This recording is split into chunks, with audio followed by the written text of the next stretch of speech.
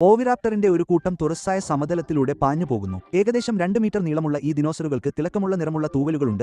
ആധുനിക പക്ഷികളോട് സാമ്യമുണ്ട്. അവയുടെ പിന്നിൽ 3 മുതിർന്ന ഡീനോചേറസ് തീവ്രമായി പിന്തുടരുന്നു. നാലാമത്തെ ഡീനോചേറസ് വളരെ പിന്നിലല്ലാതെ പിന്തുടരുന്നു. അതിന്റെ പിന്നിലെ മുറിവുകളിൽ നിന്ന് മാംസഭോജികളായ ദിനോസറുകളുടെ ആക്രമണത്തിൽ നിന്ന് അത് മുമ്പ് അതിജീവിച്ചിട്ടുണ്ടെന്ന് വ്യക്തമാണ്. ഈ ഒറ്റപ്പെട്ട ഡീനോചേറസ് ഗ്രൂപ്പിനൊപ്പം എത്താൻ പോകുമ്പോൾ പെട്ടെന്ന് ഒരു ടാർബോസേറസ് പ്രത്യക്ഷപ്പെടുന്നു. ഒറ്റപ്പെട്ട ഡീനോചേറസിനെ വേഗത്തിൽ ഒറ്റപ്പെടുത്തുന്നു. ടാർബോസേറസ് അതിനെ ഒരു പാറക്കെട്ടിന്റെ അരികിലേക്ക് നിർബന്ധിക്കുന്നു. പോകാൻ ഒരിടവുമില്ലാതെ അത് ചാടാൻ തിരഞ്ഞെടുക്കുന്നു. താഴെ വീണുകിടക്കുന്ന ഡീനോചേറസിനെ നോക്കി ടാർബോസേറസ് മറ്റൊരു ലക്ഷ്യത്തിലേക്ക് നീങ്ങാൻ തീരുമാനിക്കുന്നു. കുറച്ചു മിനിറ്റുകൾക്ക് ശേഷം പരിക്കേറ്റ ഡീനോചേറസ് പതുക്കെ ബോധം വീണ്ടെടുക്കുന്നു. അതിശയകരമെന്ന് പറയട്ടെ, അതിന് കാര്യമായ പരിക്കില്ല. എന്നാൽ അത് വീട്ടിലേക്ക് മടങ്ങുമ്പോൾ അതിന്റെ മുഴുവൻ സംഘത്തെയും ഇതിനകം ടാർബോസേറസ് കൊന്നതായി അത് കണ്ടെത്തുന്നു. മറ്റു മാർഗമില്ലാതെ ഡീനോചേറസ് ആ പ്രദേശം വിട്ടുപോകുന്നു. പിന്നീട് അത് ഭക്ഷണം തേടി ഒരു കാട്ടിലേക്ക് പ്രവേശിക്കുന്നു. അതിന്റെ നീണ്ട കൈകൾ ഉപയോഗിച്ച് ഒരു ചെറിയ മരത്തിൽ പിടിച്ച് അതിൽ നിന്ന് വളരുന്ന ഇലകൾ തിന്നുന്നു. അതിനുശേഷം അത് ഒരു നദീതീരത്തേക്ക് നീങ്ങി മീൻ പിടിക്കാൻ തുടങ്ങുന്നു. ഓവിറാപ്റ്ററിന്റെ ഒരു കൂട്ടം തുറസ്സായ സമതലത്തിലൂടെ പാഞ്ഞു പോകുന്നു. ഏകദേശം 2 മീറ്റർ നീളമുള്ള ഈ ദിനോസറുകൾക്ക് തിളക്കമുള്ള നിറമുള്ള തൂവലുകളുണ്ട്.